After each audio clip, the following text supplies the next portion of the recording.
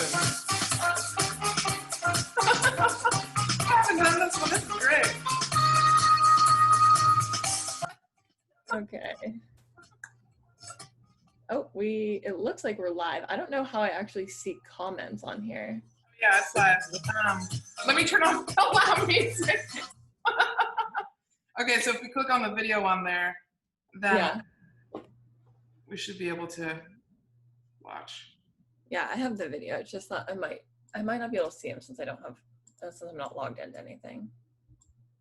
Oh, okay. But that's fine. Oh my gosh, okay. I'm just Are you ready? Questions like usual. I'm gonna put a little pin in the comments, but I'm going to introduce you first to my friend Sarah McAdams, who's here with me. She's prepped me to know nothing, and apparently I've needed props. So it's gonna be an interesting morning. This is the first thing I'm doing this Friday morning, literally from bed to here. So Sarah and I first met, oh God. I mean, I don't think we met face-to-face till you came to the retreat in 2018. No, we met at Mega Camp. Did we? With Brett? I don't know if Brett was involved or not. We met at that, like the operations mastermind in Austin. Okay. Yeah, I mean, it's like we've known each other a couple years ago. Yeah, we've like known each other and known of each other for a while, but then Sarah moved to Seattle, and that's when we got serious. And she's now one of my good friends, and she's insanely smart. It was in the real estate world for 8 years, and then she got smarter and left the industry. And now I'm trying to get her back into it. But I'm super excited to have her interview me today, because I think I know each person that I get to talk to is asking me different questions. So who the heck knows what's going to come out of this? But I'm excited for you all that are watching, because it will be entertaining. Yes, it will. Yes, it will. Also, I didn't realize things between us have gotten so serious. Gosh. I don't know if I'm ready for this label. I know. It's a big deal. Hopefully, because I didn't watch Elizabeth's live, I hope I don't repeat any questions. So if I do, just let me know. Okay. But we're going to start with a speed round of Never Have I Ever. So do you have your prop? Okay. They're all appropriate questions. Okay. No, one side is supposed to say I have, and the other side is supposed to say I haven't. Okay, I'm putting I haven't on the other side. All right. Okay. We're going to fly through these. This is a legit speed round. Okay, you ready? Ready. Okay, never have I ever bungee jumped. Correct. So I have. Hold up the piece of paper. Have? I haven't. You have not. I have not. I have. Oh, so then I have to show you. Okay, no. Oh, I should probably write it bigger. Yes, you should. Maybe I should have prepped you, but that's no fun. Thanks. Okay. All right. Margaret has never bungee jumped. Never have I ever fired someone. Oh. Ooh. Never have I ever skydived. Never have I ever eaten an entire gallon of ice cream. That's my girl. What kind of flavor was it? Yes. What was it? Chocolate chip mint. Delicious. Mm-hmm. Never have I ever cried at work. Absolutely. Absolutely. I think everybody knows that now. Never have I ever watched Keeping Up with the Kardashians. Oh. All the judgment. Never have I ever cheated on a test. Oh. Wow. Can't do it. I can't. Impressive. I hate that. Never have I ever crashed a party. Oh, no, but I want to crash a wedding so bad. Dude, let's do it together. Okay. Let's just go find one this weekend. That's my bucket list, yeah. Yeah. I mean, there's going to be like 6 people there because we're in COVID world, but. Did you say tonight? This weekend. Oh, this weekend. Good. I'm free. Never have I ever said I love you to a significant other. Oh. Never have I ever gone to a casino. What'd you play? I don't even know. Yes, I think someone was showing me how to play Texas Hold'em. because my brother did that all the time. But yeah, I'm horrible. I good. can't gamble anything. Do you just not have a poker face? I have zero poker face. No, they're like, Margaret, do you have that card? I mean, yeah. Never have I ever been serenaded. Oh.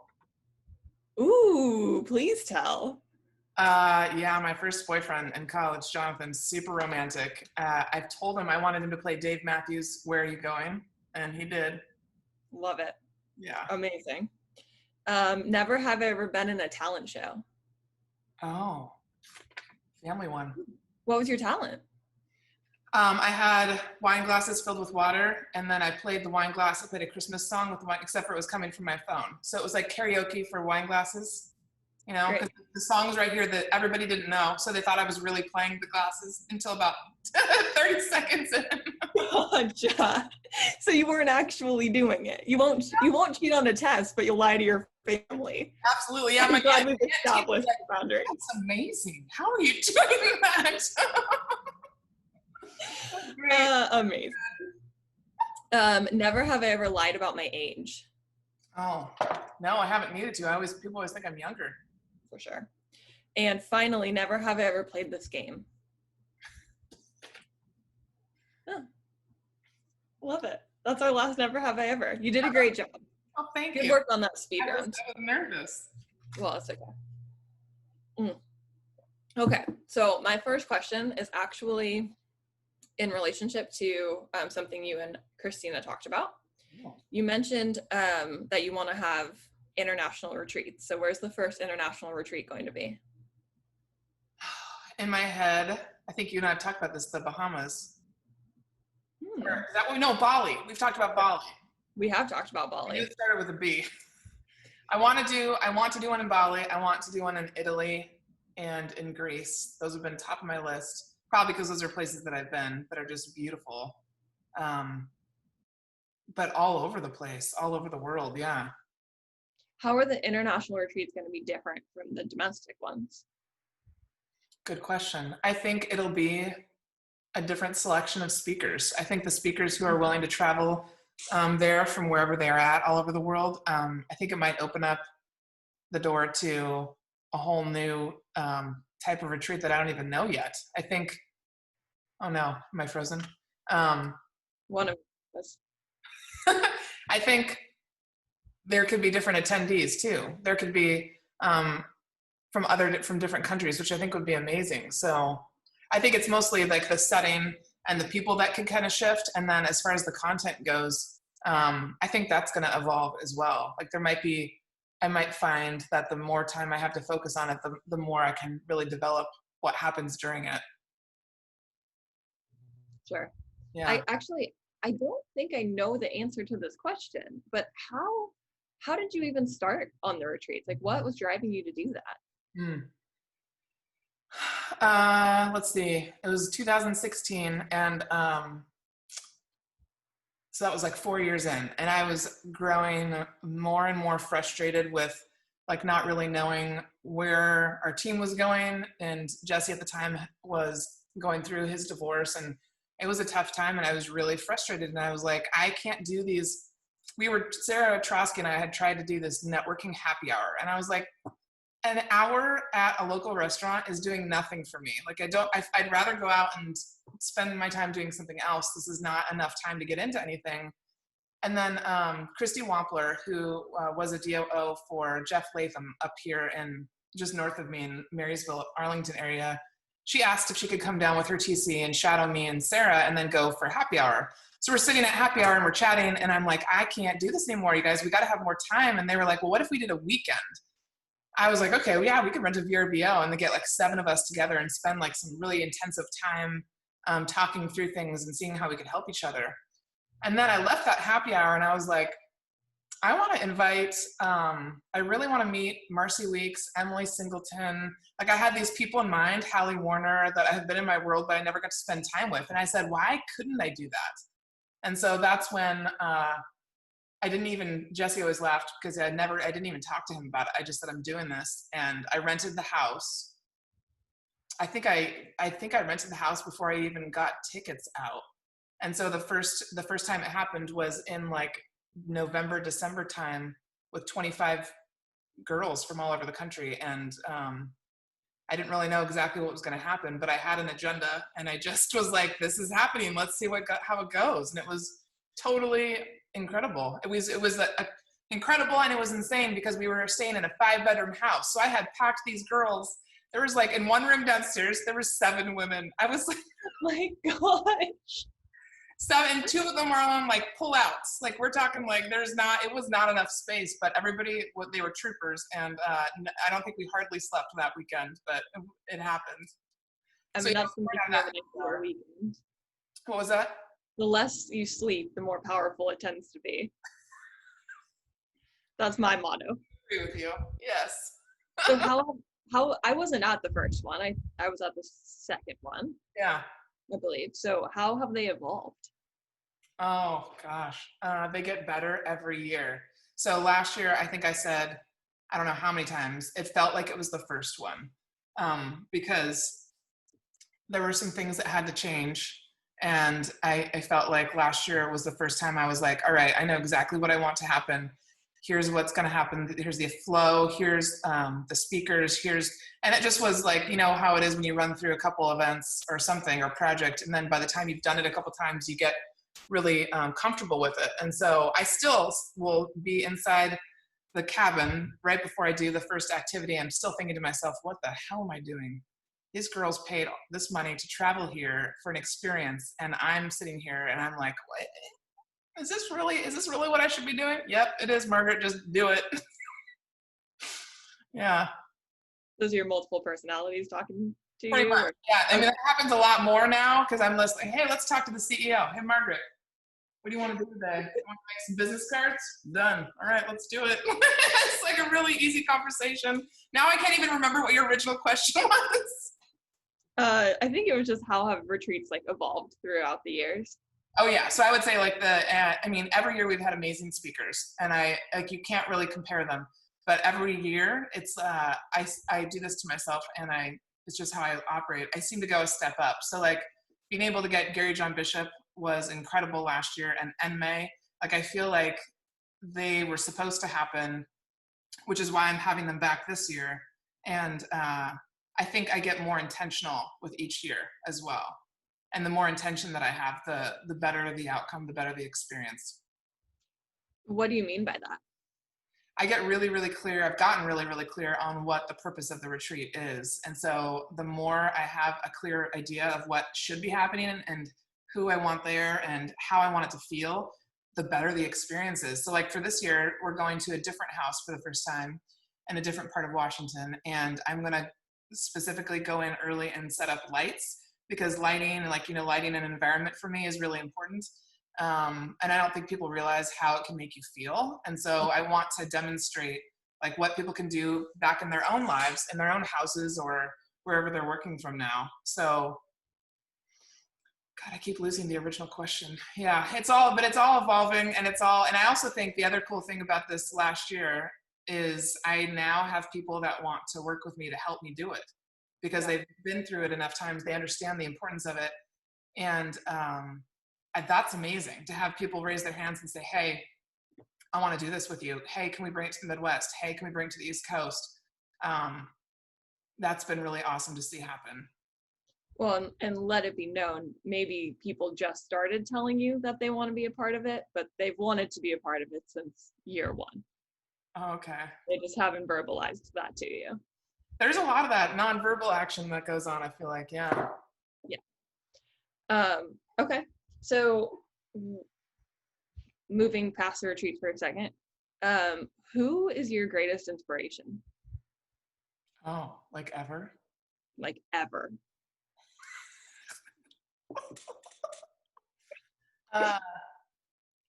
One of them would be my mom. Yeah, always. Another one would be Oprah and what she's built and done and the questions that she asks. I mean, there's several, but those ones are the ones that always come to mind first. So if I'm going to teach a class or step out and talk in front of a crowd that I've never talked to before, or if I'm nervous or something, there's like a little trick that that I've heard from various people. Like, you just imagine that you're bringing out anybody who's passed with you. So like grandmothers, aunts. I imagine all the women, because I have a very strong female family on my mom's side, and so. But I always bring my mom out with me too, and so I think it's just when you realize all the people you have around you, and then you imagine that they're there with you. Suddenly, there's like nothing you can't do. Yeah. Yeah. Well, and just having talked to you in the past about it, it seems like one of the reasons your mom is such an inspiration to you is because she has such strong values and stands behind those values. Yes. And you talk about your values on for I Love It When. Actually, why don't you tell me your values for I Love It When? What are your values? Test. I always see them in my head. Love, education, ethics, and intuition. Good job. Thank you. Well, you guys have this written down. Because I thought she's probably going to ask me all sorts of stuff that I don't have memorized yet, except for having gone through that and developed that with you and Anna when we were at the beach. That I do remember the values easily because it's what I'm all about. So then that's when I'm like, okay, that was good. That was right then, because it's very natural for me to remember them. And and yes, we had that conversation at the beach, but we all, say what our values are, or all of our businesses, have these list of values. Yeah. And I think we've all learned throughout time that they mean something completely different to each one of us. So can you tell us what each one of those values actually means to you? Oh yeah, that's a great question. I think so. Love is again something that I think I learned from my parents, and specifically an unconditional type of love, which I don't think is typically talked about enough at all in business. It's like, oh, that's mushy, that's personal, that's nothing that belongs in the business world. And actually it does. And so for me, because I have that foundation of unconditional love, I realized pretty early on that it was because of that I could be successful if I chose to. And so I think that is critical for any business. And then love, and then education is just because my never-ending curiosity to learn and understand more. I think education is about broadening your understanding of everything, and that will never go away, and it should never go away. And then ethics, because so many people do not have them and do not think that they need to stand by them, and then they don't have the discipline to do it either. I've seen enough of it. And so that's, I think, one way that I'm really going to differentiate myself for people that choose to work with me, is they're going to know I'm always going to do what I believe is the right thing, or we were going to discuss what the right thing is, and we're going to do it, and I'm going to have integrity about it, because so many people that I've met in the world don't. And then intuition, because it's that gray magical area that people kind of shy away from, and that is something that has helped me get to where I am. So I want to help other people understand and not be afraid of that. I love it. How do you live them out in your daily life? How do I what? How do you live them out in your daily life? Oh, if I don't have all four of those, I don't feel like I'm in flow, or like I'm really true to myself. So, every day I run into at least one person, even if it's just my roommate, and I learn something from what he's experienced that day. So questions are always happening. It's just a natural thing now. I've taught myself to just constantly ask, to the point of where people don't even have a chance to ask me questions. So that's, yeah, exactly. That's why we're doing this. So that's the education piece. And then the ethics piece, it's like, as an example, yesterday I had a call with an agent who has been in coaching for about a month now, and she hasn't liked it at all. She feels like it's been kind of waste of her time. And so within the 30-minute call that we had, I told her, I said, you don't want to be coached. And she was like, you're right. And I said, yeah, you don't want coaching. What you want right now is systems, and you want training. If you're going to coach with me, you'll get that, but that's not the purpose behind it. So I said, we're not going to coach together, at least not yet. Let's do a couple consultation sessions and see if that helps you. And so I think it's just knowing that I'm always going to be honest with people, and I'm not going to say, yeah, you should pay for this. yeah, you should join me and pay for this. No, not if I don't think it's going to be helpful. It'll be just as frustrating for me as it would for her. So, and then the intuition piece, I mean, Sarah knows more, but it's integrated into every part of my life. And that means really what it is, like in really concrete layman's terms, for anybody who's not ever dug into it, all it is listening to myself. And so clearing out all the outside distraction, voices, friends, family, people that have opinions about everything. And it means getting to the place where I could hear what I really feel I'm supposed to do. And then understanding that every reaction that I have physically in my body is actually a sign that's showing me, yes, you should do that. No, you shouldn't. Typically when you have some sort of pain or something, people relate it to maybe a chronic illness or something, and there are those. However, a lot of the times it's related to what you're not doing in your life. And once I figured that out, I was like, oh, it's like my body's talking to me. Like whatever's going on in there, there's something happening. So that's every day. And then the love piece, I mean, yeah, I think it's really hard when you're exhausted and with everything that you have going on in life to show unconditional love to people and to really live that out. And so every single day, even when I don't want to and I don't have the energy, I do something extra for someone. So maybe that's like sitting down and listening to my roommate for an extra 10 minutes. Maybe it's reaching out to someone, but then once I've done that, I get it in return. And so it actually feeds me too. So how do you force yourself to do it when you're tired? You don't want to do it. How do you do it anyways? I think ultimately I've gotten really good at disciplining myself to say, hey, yes, you're tired. Yes, you're exhausted. And there's moments when I do just lay everything down and say, okay, I need to go nap. I need to take a break. I need to go on vacation. But in the majority of the moments, I just say, hey, this is not about me. If you're thinking about someone, something's going on with them and they need to hear from you. And then I just force myself, pick up my phone, call them, Marco Polo them, text them, whatever it is. Because I also have gotten addicted to the feeling after that. So being able to know that someone knows that I'm thinking about them, someone knows that I care about them, it deepens that relationship. And I guess for so much of my life, I didn't speak or I didn't connect with people, that I really isolated myself. And I was definitely, in high school, I was definitely depressed at times and isolated. And I can't let myself slip back into that because that was just it's not a good, healthy place for me to be in. It's not as much fun either, just by myself. What? Yeah. So, I mean, how do you make sure you're still loving yourself?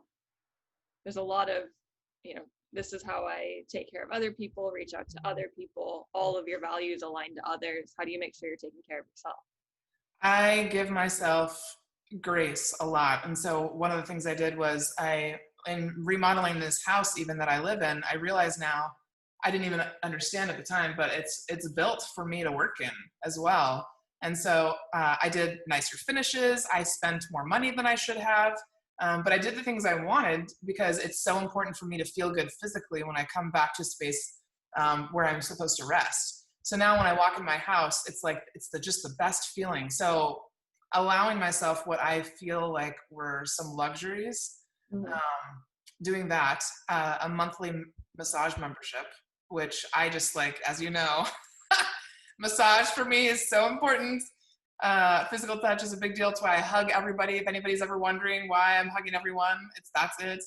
And then also just scheduling time for myself. So I have no problem being by myself. I think that's how I recharge. And so I'll go out for an afternoon and I'll shop. I'll go to little towns and just walk around, get a cup of coffee. Like that kind of stuff really refuels me. It's as crazy or silly as it sounds. It's just putting myself first. And so in between all these other things of helping people, talking to people, being a resource, between every single one of those, I know I have to, well, like what Oprah says, which I love, your cup should be full, and not just full, it should be overflowing, because it's the overflow that you give to people, not what's in your cup.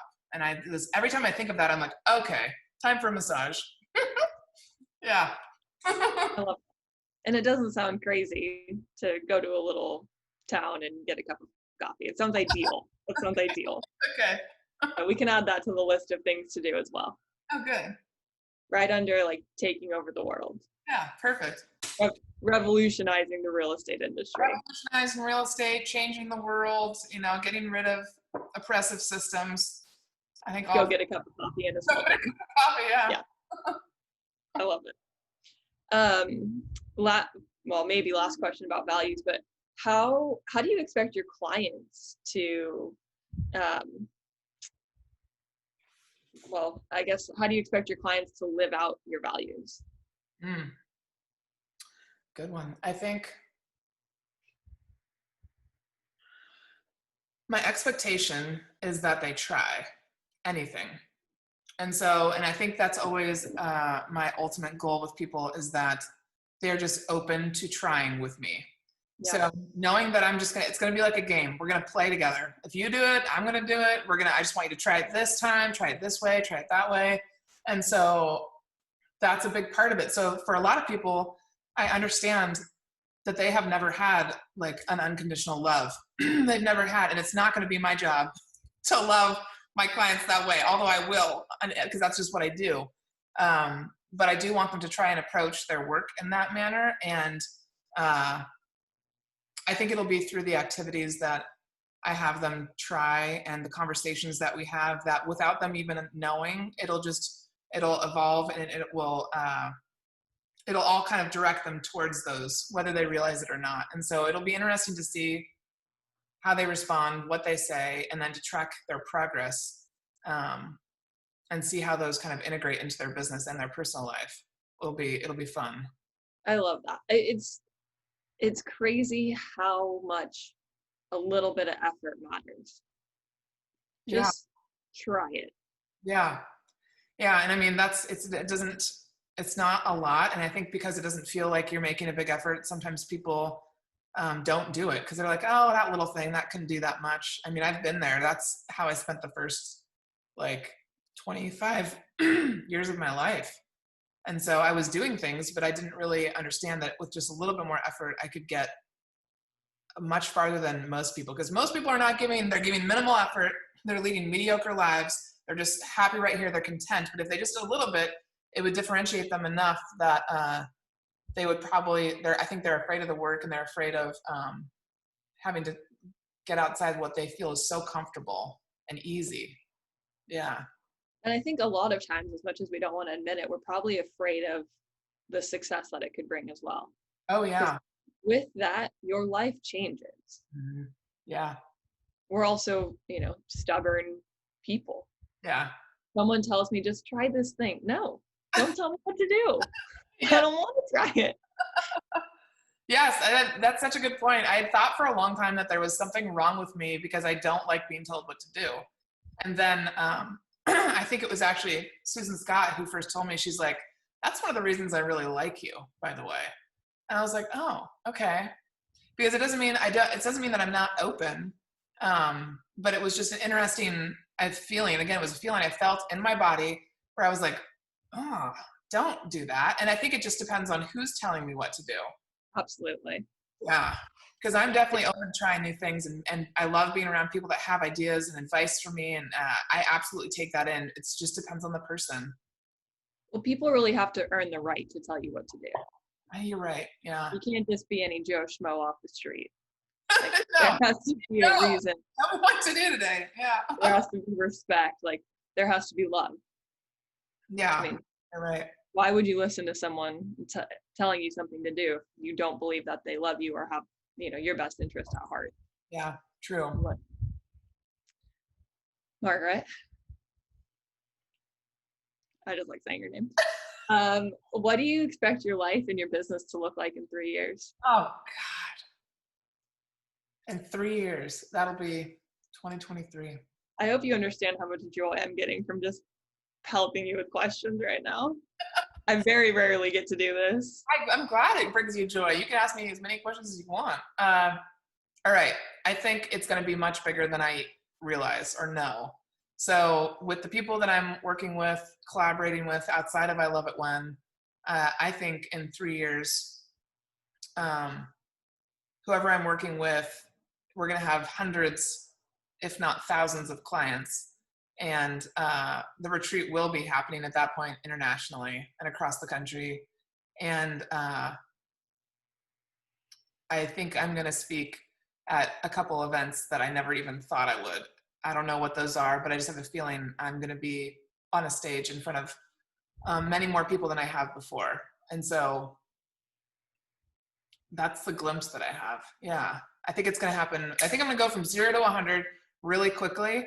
And I've just, like I said this about my clients until I got my first one this week. It's like a slow drip, but I've been in the industry and in this niche for 8 years. And sometimes I forget that. And so this is what's coming to fruition now, is the 8 years of work that I've put in, and earlier than that with the rest of my life too.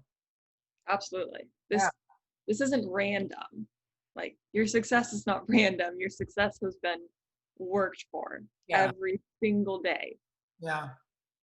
David Bruckheimer just commented and said, "I just like saying your name," with laughing faces. It's hilarious because you always say my full name. I do.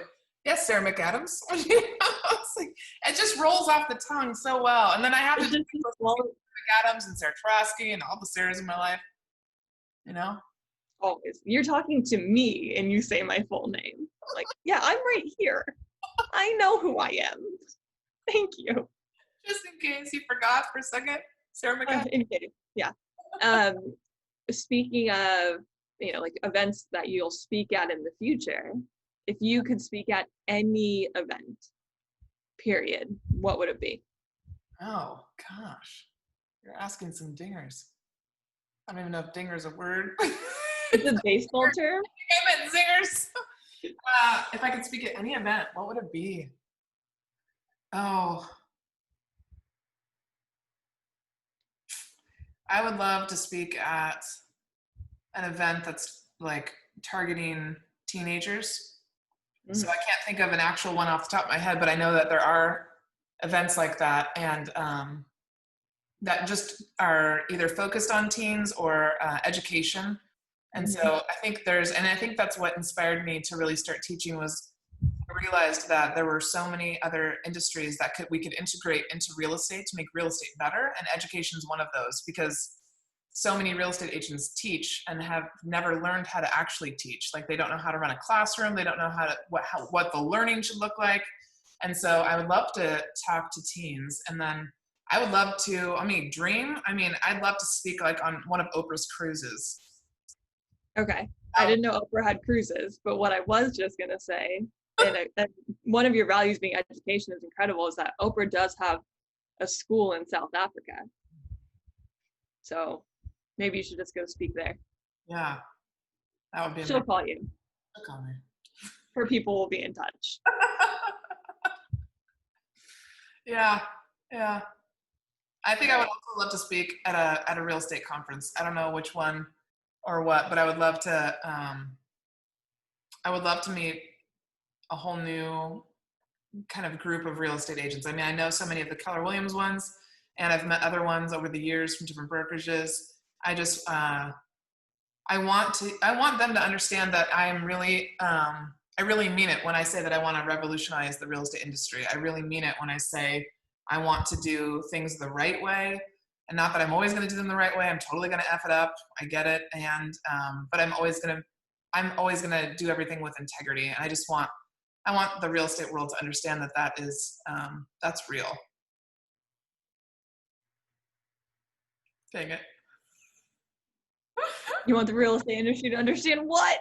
You left us on such a cliffhanger. I want the real estate industry to understand that I am speaking my truth. So like, I really mean what I say. So when I say that I want to revolutionize it, that I want to do things with integrity and ethics and intuition and all of that, I really do mean it. And I do what I say. So yeah, I'm excited. Well, Jagel said this during her session. And so I was like, oh, I'm going to take that. But she decided to tell you her number one favorite thing about you. So my number one favorite thing about you is that you do everything with integrity. I mean, and so even if you stumble or it doesn't work out how you expect it to, the reason you have the circle you have and people trust you so implicitly is that we know you are doing what you truly believe is best for everyone, not best for yourself. Yeah. There's never a selfish motive with you. It's incredible that you're even capable of doing that any human's capable of doing that. But it's really easy to give trust to someone or have faith in someone that you know is gonna do the right thing all the time. Yeah. Yeah, it's interesting. And it's crazy to me that more people don't do it. And I also understand the why behind it. It's hard work, and it's emotional, and sometimes it's like just a whole, I feel like, oh, I know I need to do this, but I don't want to. Cause there's some people I would rather, there's some people that I would rather not have integrity with sometimes. There's some people that I'm like, they don't deserve it. And then I'm like, wow, Margaret. You don't get to decide who deserves it and who doesn't. Yes. Yeah. Which is not an easy thing to do, not something I do, and one of the many reasons I'm impressed with you on a daily basis. All right, let's go through one more speed round. Oh, a speed round again? Okay, let me get my paper. Nope, this isn't a never have I ever. Okay. This is just like one or the other. So we got 15, one or the others. Okay. All right, so what do you prefer, night or day? What's that look for? It's the easiest question you've been asked so far. Day. Mountain or beach? Beach. Coke or Pepsi? Coke. Love or kindness? Love. I knew that one was gonna hold you up for a second. Yes. That's why I threw it in there. Learning or growth? Learning or growth? Mm-hmm. Growth. Speak or listen? Listen. Read or write? Read. I'm making myself laugh now. We just went through all these serious ones. My next one is, oh my gosh, salted butter or unsalted butter? Definitely salted. Peanut butter or jelly? Peanut butter. Cats or dogs? Cats. Teach or be taught? Teach. The Office or Friends? Friends. Still water or sparkling water? Still. Stay home or go out? Home. Interviewer or interviewee? Interviewer. Oh, sucks for you. You did a good job. I'm proud of you. Hilarious. Thank you. Thank you. That was a true test. Oh, you're welcome. Any last thoughts? Any questions? I don't see any. I think a couple people will probably watch this later is what seems to be happening. Any last thoughts?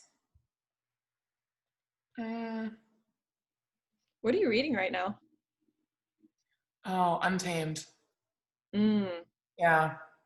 I mean, that's a great question. I have like 25 books in my room right now that I need Don't we all?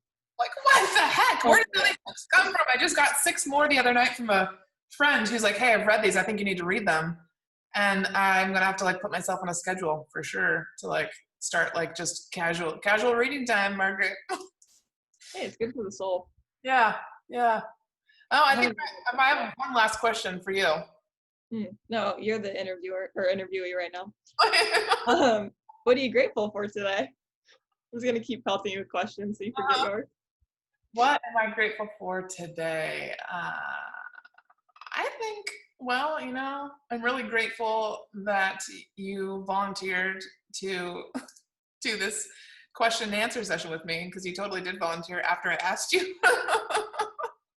I'm grateful for you, and I'm grateful for the real estate community that I do have around me. Like Elizabeth Grace Marty yesterday was just a great reminder. We got off our Zoom call, and before we totally disconnected, she was like, anything else I can do for you, you call me, anything. And I was like, God, to have all these people around me that definitely want to help me succeed with my business, but also see what changes I can help bring about, it's been really encouraging. So there was another real estate agent that I'm friends with, just south of Seattle, and he took me out to dinner to celebrate like 2 weeks ago. And as he was walking away, he said, "Make us proud." And I was like, "Oh God, Mhm. what?"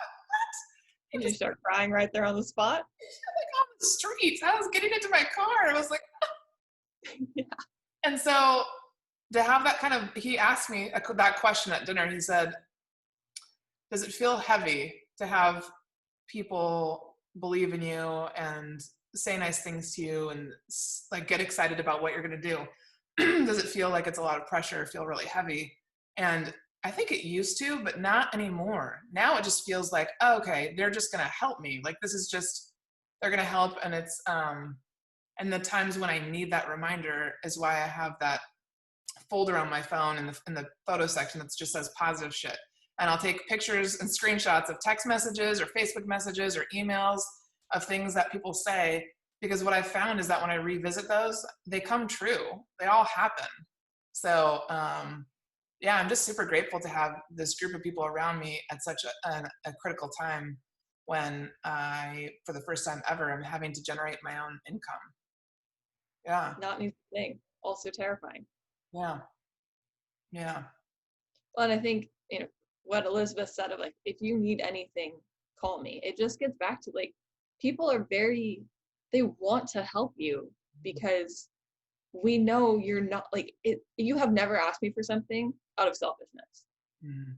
And that's why when you ask for something and I respond and say anything for you, like, I'm not kidding. I'm Yeah. not just being a smart aleck for the first time ever. I actually mean, if you put in a request, it's because it's going to help other people. Mm. Yeah, so will you come work with me? Do what? Will you come work with me? Oh, look at the time. Happily. Yes, I will come work with you. Oh, good. Okay, cool. No, Glad you already know this. You're like trying to put me on the Facebook Live spot, but we've already talked about this. I'm just confirming. Yep. And now you have it in. Have it in video Yep. and audio. Cut out the All audio right. and then just save that little blip and just send it to you. Anytime I try to like run away. Yeah. Great. Something for us to both look forward to. Okay, last question. Ooh. Trying to decide which one to go with. What do you look for in a friend? Oh, what do I look for in a friend? For all these people on here that just want to be friends with you, what do they have to do? That's actually what my first client just told me. He was like, he actually paid. I don't even know if I should put that out there, but he paid. When he paid, he was like, "Okay, can we hang out now? Can we be friends now?" And I was like, "Oh my God, I know I'm going to be friends with my clients as well," which I also know is hard for people to imagine, but there's a way to do it. So what I look for in a friend is, I think it has to be a feeling, and it's that I can sit with someone because I'm so sensitive to energy, and if I can sit with someone in the same room and feel at peace and feel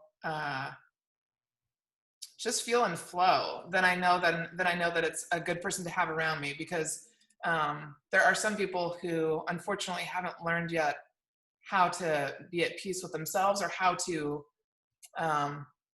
give back at all. And so I've had a lot of people around me in the past who just literally feel like they're sucking the life out of me. And it's because they don't know how to have their own peace yet, or they don't know how to give back in a friendship. And so it's definitely been a lot of one-way streets. And now I'm finally feeling like I have people around me where it's a give and take, and it just feels good, because I need that too. I can't survive on my energy alone. And so I look for people that are definitely growth-minded, that are curious. They don't have to do the things that I do, but I need people around me who are curious, because curiosity lends to an open mind, which then lends to the ability to consider something that maybe they haven't considered before in life.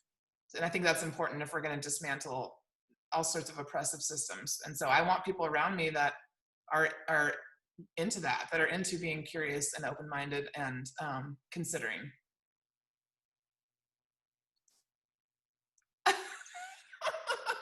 I don't even have anything to say. That amazing. Yes. Yes to all of it. Yeah, so that's why I like being around you too. I can sit in a room with you, like we've already discussed. We could go on vacation, never speak to each other the entire time, and be so happy. So I know ideal. if we had to talk about something, or if we wanted, we could, and it's not draining. Are you coming to Tahoe with me in October? Mm-hmm. You are? I'm telling yes. I'm saying yes. I'm saying yes to everybody. I'm going to have to say no to some things, but I definitely want to go to Tahoe. Great. Well, now I have it on video, so when you try to get out of it, I'm just going to send it over to you. Perfect. I love it. Thanks for letting me do this. Yeah, thank you for asking some interesting questions. I think I said good question to everything that you said. Especially the salted or unsalted butter one. Because I was literally thinking about my cookies, and usually I use unsalted, but I prefer salted. I think you're right. I've purchased unsalted recently, and I've been salting my butter.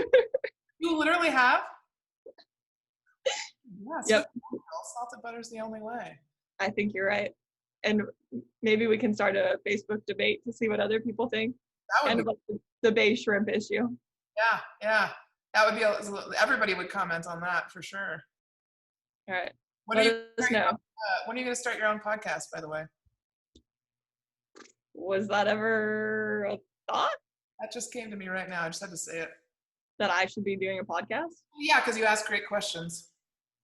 I mean, I'll sit here and interview anyone for all day long. That's fun. Yeah.